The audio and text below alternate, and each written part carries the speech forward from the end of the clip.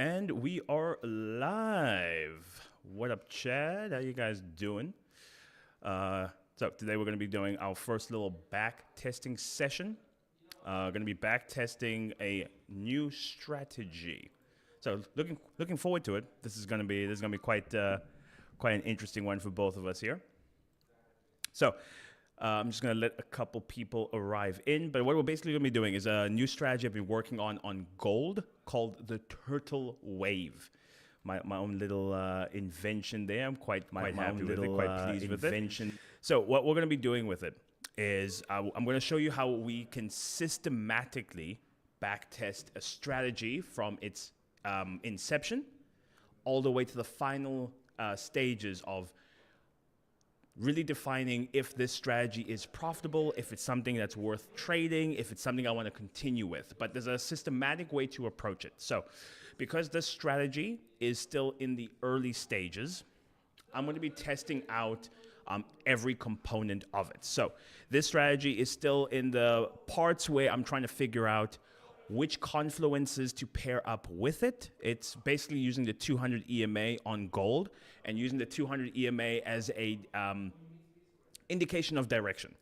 So we're going to be playing around with a couple variables, but today we're going to be mostly focusing on just using the 200 EMA to dictate direction and to see if using the 200 EMA by itself really works. What we can do in the next couple sessions to follow is we're going to add in a couple confluences, like if you use the 200 EMA with the Asia range, the 200 EMA with the Asia range, and the daily pivots, so on and so forth.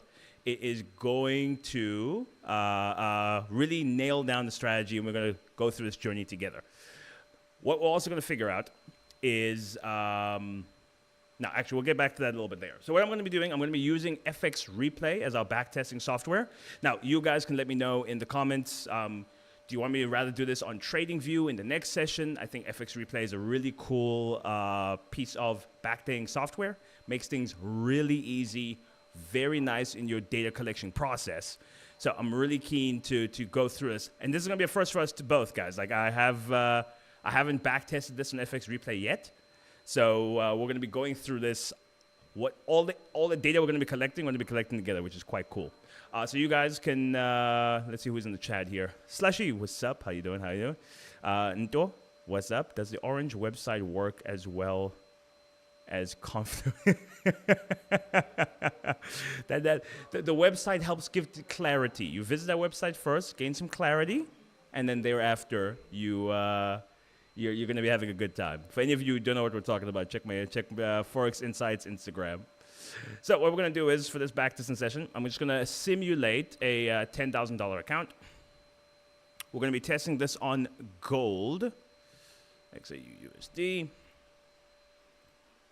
And could one of you good men give me a random date? Give me a random date where we should start backtesting this from. Now, this strategy, if you just look at the charts, look at historical data, gold is in a different position today than it was a year ago, 2 years ago, 3 years ago. So this strategy may be more profitable or less profitable depending on the exact market conditions you're working with. So having said that, we're going to see, okay, cool. Backtesting, does this strategy, at least in theory, work out for the given data we're going to do? To really test a strategy, you have to give it like 100 trades over a period of like a year.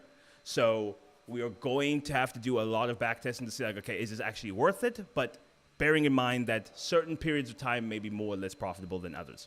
So we got Slushy saying the 24th of March. 2024, right? Yeah, 24th of March.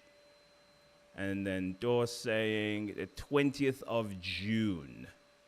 So, no, here, 24th of March start. 24th of March till the 20th of June. That's a nice little range. We'll see how far we can get through today. And we're going to call this the Turtle Wave. I really like the name. A lot of people have been dogging on the Turtle Wave name, but the name is Fireman. When I turn into a scammer and I sell this strategy for $1,000 a pop, That's gonna be the name in the streets, the turtle wave. People are gonna be loving the turtle wave. Okay. So creating the session. Let's go. Okay, so what we're gonna do is we're actually gonna, as we do this, we're gonna simulate the trades live as we go through. And we're gonna look at the end what the P&L overall is for the session, and that's gonna be determined, okay, how profitable was this for the couple months that we back tested it. I'm just gonna do some aesthetic edits here because I like things to look sexy.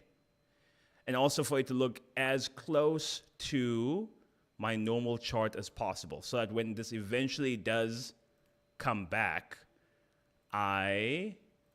it's just psychology reasons. I want everything to look exactly how it always looks so that when I get to my normal chart and start normal trading, it feels like, okay, this is I know what I'm doing. I'm in my element here. Background black, cause black is beautiful. Is FX Replay for free? Oh, it's a subscription. It's about $34. I want to say $34 a month. It's got expensive, but creating Gmail addresses is free.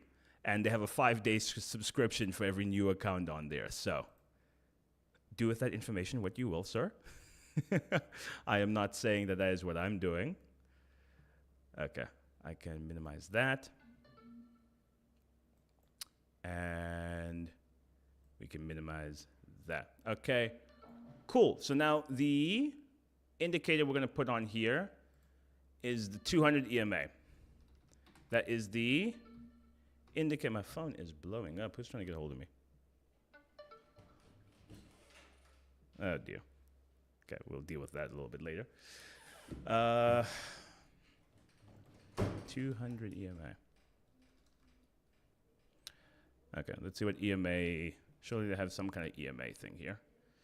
Okay,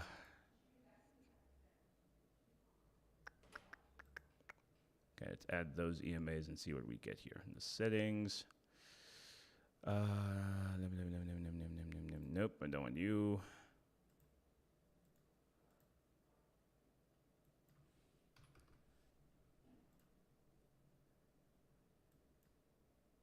That is the one.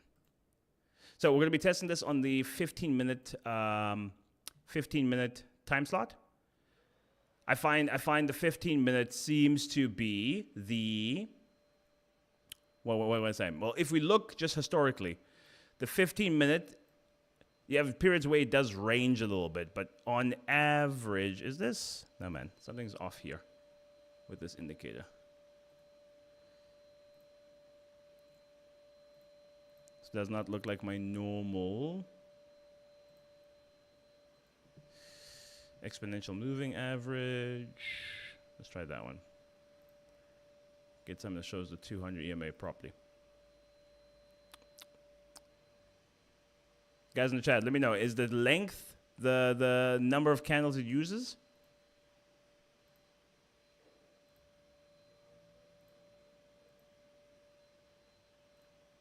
I'm not actually sure. Funny enough, my own strategy, I'm not even sure how an EMA works properly. Let's have a look, see here.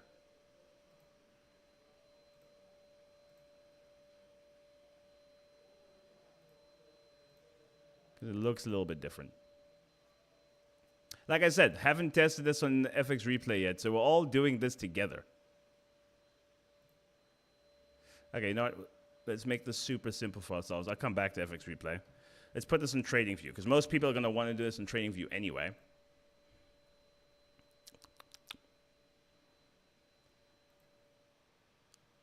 Let me just sign in here. Yes, please. Okay, but we're still going to use the dates we were using before. A little lobby going off there. What happened there? No. Okay.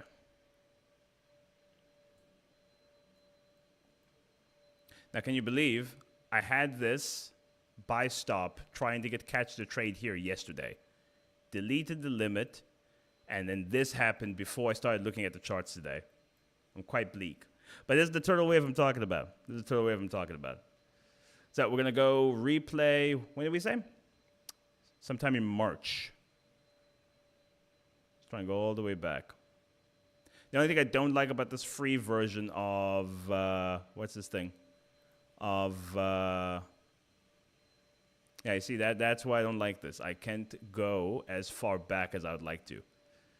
Current plan. Okay, let's see how far back we can go.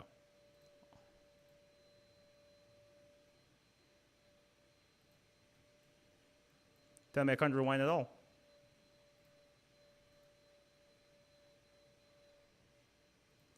Okay, so we're not going to be able to rewind the way I want to. Let's just go back in time. There's going to be a different kind of back testing session, but hey, we're figuring this out as we go along, champs. Okay, so we're going to go to March. Going to delete all, as far back as we can go. Okay, so June is as far back as we can go. I'm going to have to upgrade this thing. And what I'm going to do is I'm going to just use the 200 EMA as our confluence. There we go. So singular confluence, singular, now which one's the 200? That one should be the 200, right? If I match it with that, they should all line up perfectly, and they do. Nice. Okay. So let's go to a nice little Monday, because I like starting things on a Monday. Here we go. Okay, 200 EMA starts from, okay, let's go to a Monday here. Okay, so we're going to be using just the 200 EMA as our confluence. Nothing else. So we're not using the Asia range. We're not using the daily pivots. We're just going to be using that as is. So what I'm going to look at now, what I've been playing around with is using a 50 pip stop or 5,000 tick move as a stop loss, and then a 6,250 tick move or a 62 pip take profit. That ends up being a 1:1.25. So I'm going to be seeing as we cross over. Okay, let me actually explain how the turtle wave works. Let's start from the very beginning. So what I do is I look at the 200 EMA. I wait for a breakout of the 200 EMA. So if we get a candle, a 15-minute candle that closes above the 200 EMA, that would signal to me buys. If we get a rejection of that, a close below, that would signal to me sells. Basically how this works. Now, you do get periods, ugly periods like this, where it's going to range across. These ranging periods right here, if we can draw a box right here, these ranging periods are where this strategy does not work because there is no actual clear direction. This does signal, however, that a massive move is about to play out, and I have a slightly different criteria for that. But you only know you're in a range once you've been stopped out once or twice. So so this strategy is not 100%. It does have its losses, but these big wins that you do catch more than make up for that. So I don't like the fact that we can see data as a whole here because that does play into psychology. But we're just testing a concept for now together while I get my shit in order.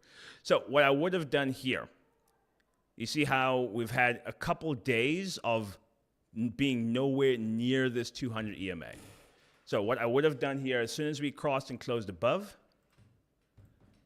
we would have taken 100, before we do that, we would have measured out about a 10 pip above the that top of that candle, and then would have put a buy stop right there. We go a 625 take profit, 5,000 tick stop loss, and that would have been the trade. So you see, we would have been stopped out on that trade right there at that level.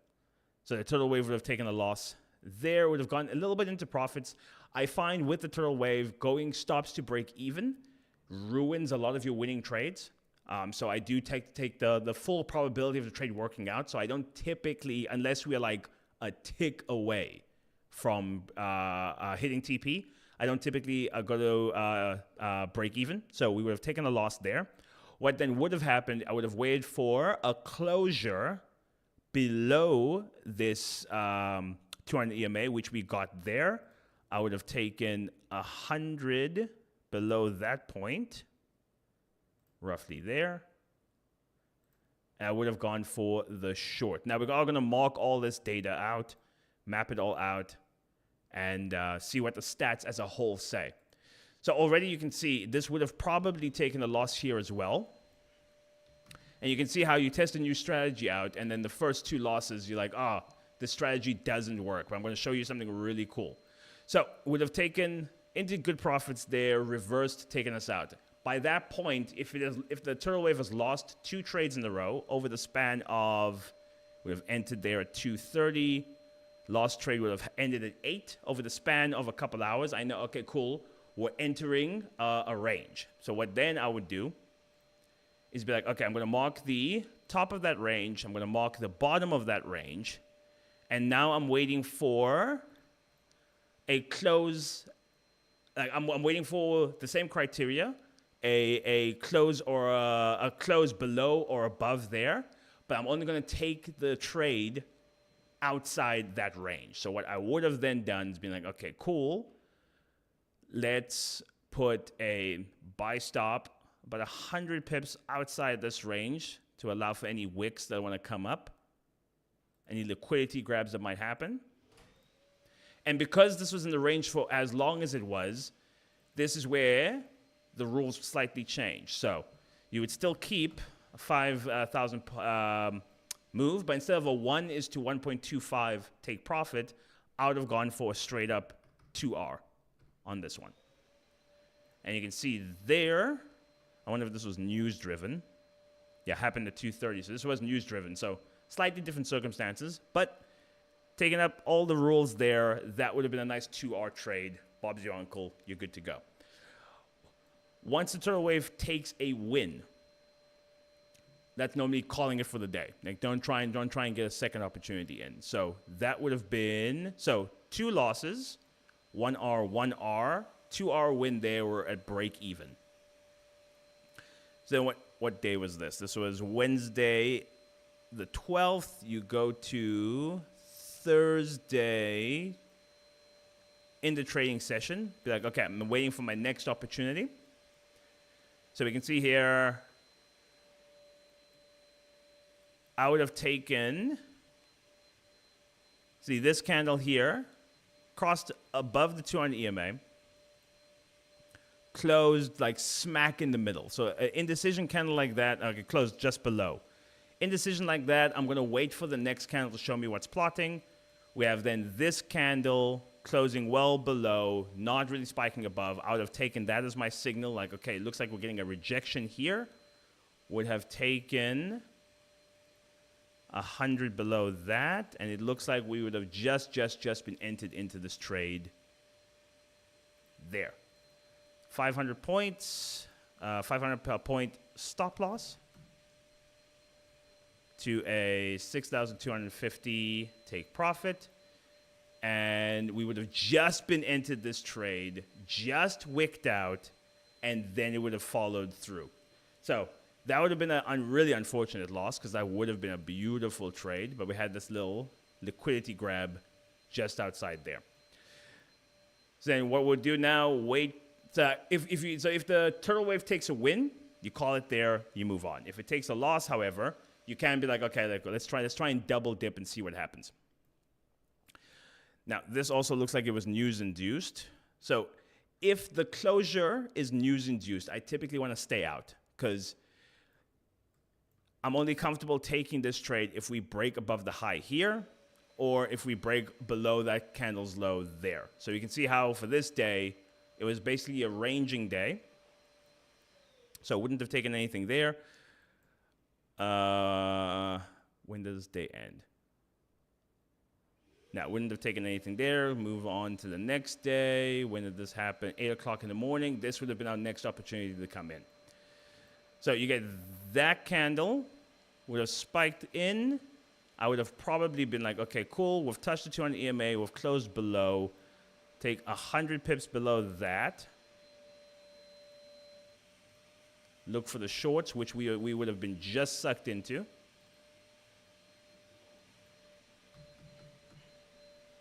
Now remember, this is testing this strategy, but with no other confluences than the 200 EMA. Once you add other confluences in, the results are going to change. But it's when the strategy is still in the young phase, you don't know which confluences you want in, which ones are relevant, which ones are not. So this is why we're starting with just the 200 EMA, the bare bones of the strat, building up from there. So we would have just been tapped into this. That would have gone into stop loss. From there, I'd have been like, okay, maybe you got direction wrong. We had a couple closures above this 200 EMA now. So now it'd be like, okay, cool. The highest candle, the one that wicked us out, we're then going to look for a re-entry, but into the buys. Take 100 pips above that, or 10 pips above that, rather. That would have tapped us in, 0 drawdown, and we would have had a successful trade there. Now, because this wasn't a ranging market necessarily, we didn't range for a while. This is still a very trending market. We would have just gone for our 1.2. Always a trending market prior to. And that would have been a 0 drawdown trade straight to TP. Nothing involving us here. And our next opportunity is this when we are awake. Next opportunity would have been here. So this candle closed above. We would have maybe looked for buys above here. Whether we would have taken them or not, we wouldn't have been able to take them or not because it went into the down direction first. Close above, below the 200 EMA here.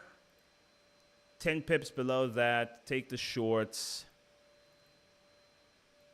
So I see how systematic you have to be, like looking at every, like, where would you have taken an opportunity, even if the opportunity was a loss in the end, because you have no way of knowing beforehand, which is why I would love to travel back, but I'm going to sort all of that issues out. So you can see how it would have wicked us in, barely got into profit, stopped us out, and be like, okay, cool, maybe the short direction was wrong, let's see what the market does. Now, from this point, you'd see like, okay, the market is in a little bit of a range, a little bit of a minor range from here to here.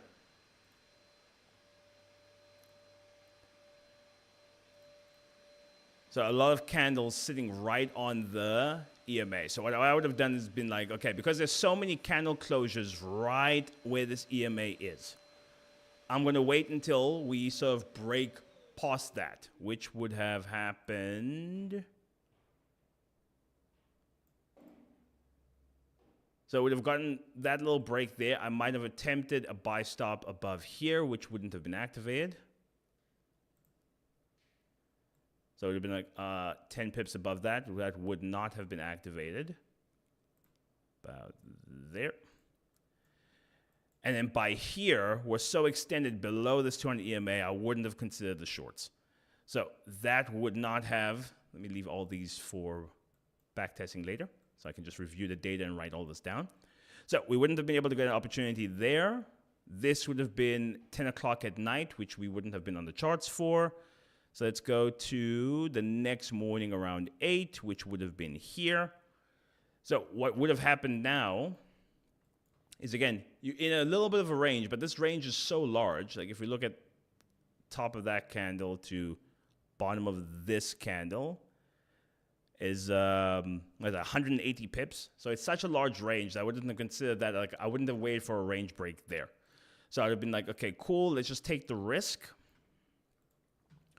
You have those rejection candles. This went nowhere during Asia. And then right here, you're like, okay, cool. 8 o'clock, closed below the 200 EMA there, closed above below the 200 EMA there. I'd be like, okay, cool. We are ranging a little bit right here. What I want to do is a clean break of that range. Let me try 20 pips below there. Try and take the shorts from there. And what I would have potentially also done is been like, okay, cool. From 8 o'clock, that closure above, I would take 200 from there, because that's like the hour before the market opens, that pre-market, taking that order flow. So I'd have taken the buy stops there, sell stops there. Buy stops would have not been activated. Sell stops would have, let's just make the thing look pretty.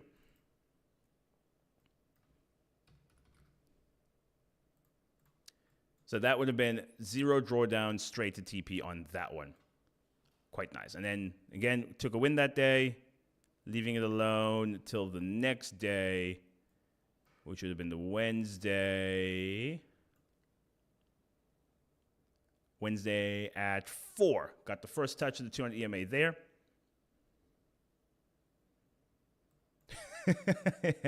You have the 2Gs in the comment section there asking, like, can we trust this guy? I've been around the block. You must know. If you can't trust me now, I don't know when you're going to be able to trust me. But yeah, Chad, let me know if this is making sense to you. So, looking at this one here, we had a really strong rejection of the 200 EMA there, followed by another strong rejection. So what I would have done there is been like that first candle that touched, crossed over, and rejected. We're going to take 100 above that. That is going to be entry, 50 pip stop, a 62.5 pip TP.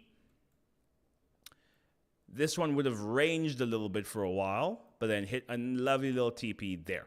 So you can see how even just using the 200 EMA, and having a slightly bigger than 1 RR. Like that's why I like the 1.25, because after about 4 wins, you've 4 wins will cover 5 losses. So you have a little bit of a buffer there. So you can see just using the 200 EMA, no other confluences, pretty much blindly trading just the 200 EMA, it does have its merit, which is what I like about it. So you don't have to be a guru at trading to be able to work this strategy. Does have its drawbacks though, in the sense that you can't have a trade every single day. So you get these really large trending days. Does take you out of the equation for a while. Also, in our backtesting session so far, we haven't figured out, okay, how can we anticipate or how can we capitalize on these larger moves? Because we took 625 pips there, when there was a potential, if we had held and believed, for over 300. So we took 62, we could have gotten about 300, over 300 pips. So haven't quite figured out how are we going to capitalize on these bigger moves, but that's how we're going to uncover it during this back testing. By slowly adding layers and confluences and ideas to it is how we're going to build it out. So here, what time did this happen? So this was news-induced. Now, the issue with a news-induced momentum like this, really difficult to figure out just looking at 200 EMA if you want to get involved in this. Because one candle touched the 200 EMA, closed above. The very next candle gapped below it and kept trending down. So like that would not have been an opportunity I can see ourselves realistically wanting to get involved in.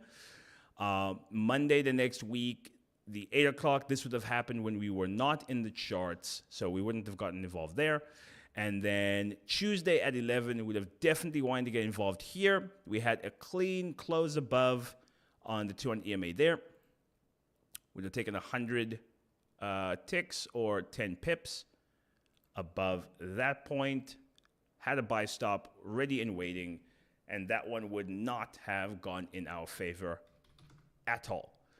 But I find anecdotally, when you have one like this, where you just catch the high of the move and it immediately reverses, typically a sign that, okay, cool, you got the direction wrong on this one. It's probably going to go quite strong in the other direction. So that would have closed below. We would have taken 100 points just below that, gone in with the sell stops.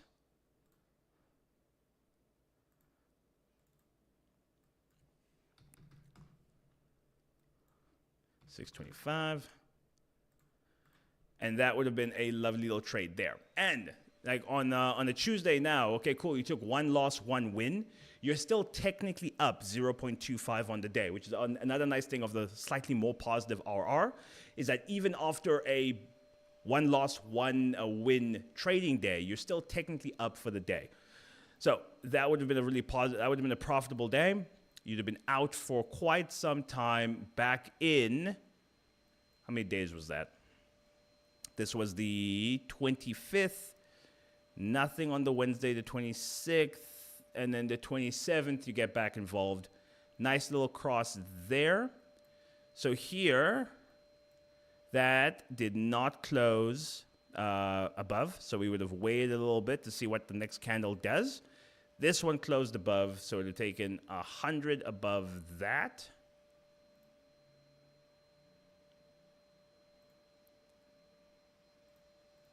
Buy stops above that.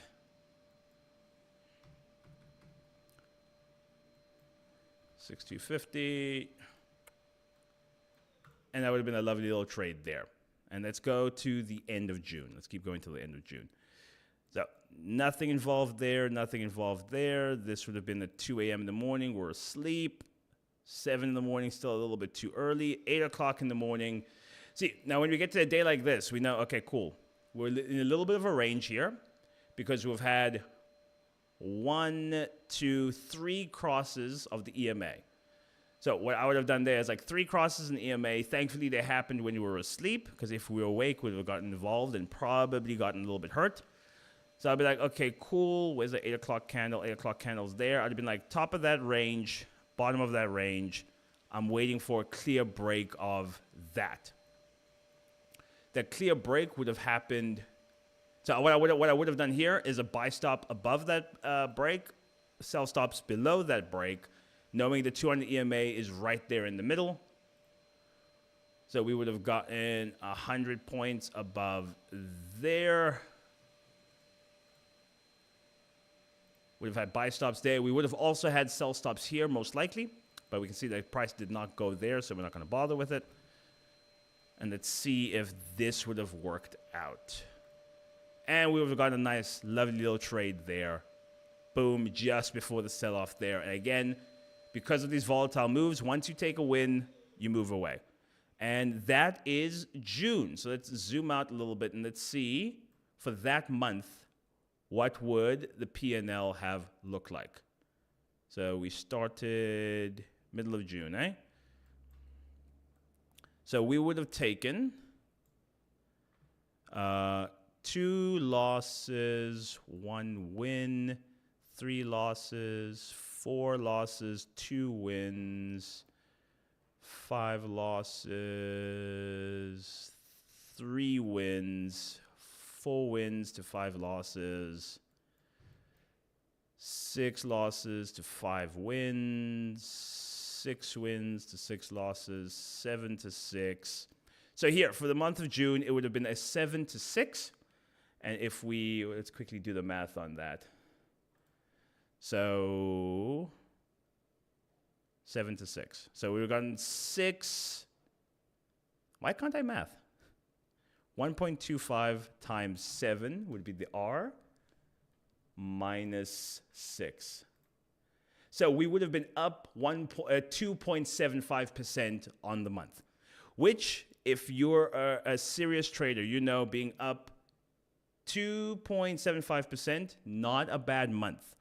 Particularly if you can be up, if you can guarantee you can be up 3% every month, month on month, you're doing really well as a trader. So just using the 200 EMA, no other confluences, not using the Asia range, nothing.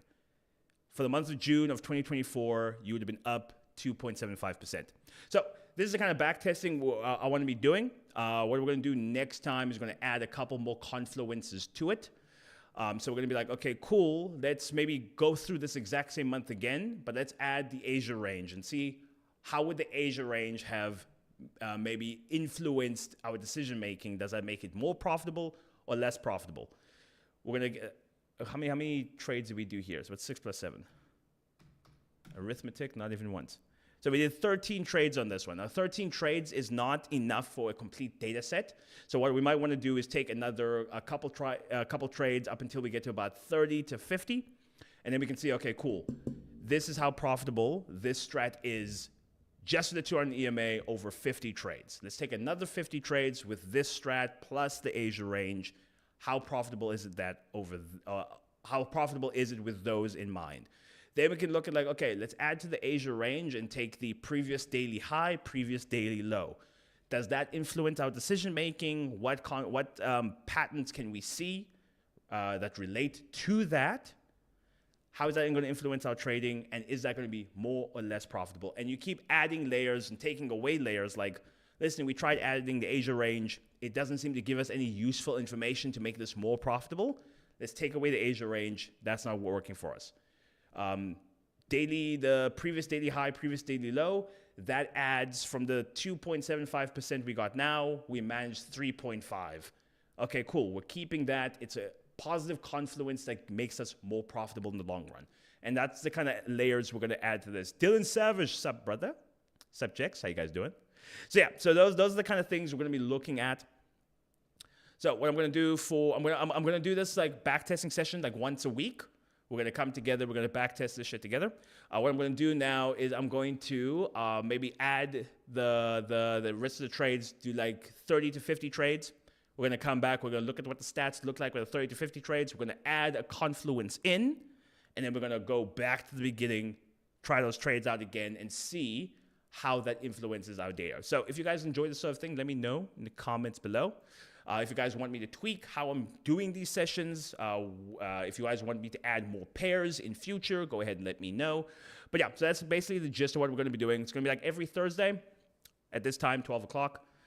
For about 45 minutes to an hour. We're going to come together, backtest the set. And then, yeah, at the end of it, I'm hoping we can get to a place where if we can, depending on the confluences that we are using, if we can get the turtle wave to be a sort of automated system, maybe create a bot. Look at me talking about creating bots. I told you, this is the beginning of my scammer origins. I'm going to become one of those shitfluencers, selling you guys on the bot. Dylan saying maybe we can add the AD into it, so because we haven't even been using anything to determine a daily bias on this yet. So we might even want to look at the 4-hour timeline, determine a daily bias, and then only go according to what that daily bias is, using the AD, the accumulation distribution, to maybe help confluence that daily bias. And if the daily bias is bullish, we don't even bother looking for sells. Because you can see that a couple of times we have been faked out in a trade. Like they're faked out and then it's sunk in. So maybe if the daily bias was like, listen, actually sells are on today, we wouldn't have fallen for the buys there. So that might also be a confluence that we could add in that's going to help improve what the system is like. But the 200 EMA on its own, it's actually quite impressive that it's a profitable strategy, at least for the month that we tested now.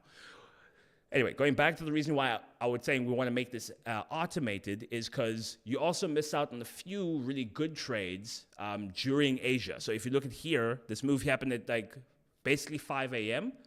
I don't know about you, but I'm not on the charts at 5 a.m. in the morning, not quite yet. But if you can get this to a position where you have the confluences that all make sense, that on paper, you can automate it to be like, hey, when this happens, even if it happens during Asia, I want you to set this buy limit, buy stop, sell stop, whatever it is, catch this particular move. So we might come to a place where actually, hey, this looks like it's profitable during all sessions. Let's get a bot in place to take some of the trades for us. Or if we can get it mechanical enough, be like, listen, I'm just going to let the bot run in the background. I'm not even going to look at the turtle wave. The turtle wave is an automated mechanical strategy.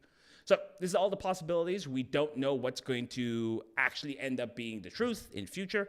But this is going to be an exciting time of us exploring it together. But Chad, hope you guys enjoyed that. I did. I'm looking forward to seeing how this is going to go. So what I'm going to do is I'm going to do the next, I'm going to get up to about 50 trades between now and next week. We can look at the results together, and then we can add a confluence to it. And then we can go through those 50 trades again with the new confluence, and we can then start measuring what the difference in profitability between the two trades is going to be. So if you guys want to follow along, I've basically explained what we're doing. You guys know the gist of what the turtle wave is about. You guys might, if you guys want to backtest it, let me know. If you have found really cool confluences that you have added that seems to make it super profitable, we can go through all that together. But this is an awesome little first sesh. I hope you guys enjoyed it. And yeah, I'll be seeing you guys in the next one. Now, how do I end this stream? I end it over there. Okay. Peace and love, Chad. Hope you guys have a fan-freaking-tastic day. I'll see you guys tomorrow on the 2Gs channel for Traders Next Door, where we'll be talking about the latest news and scoop in the trading space.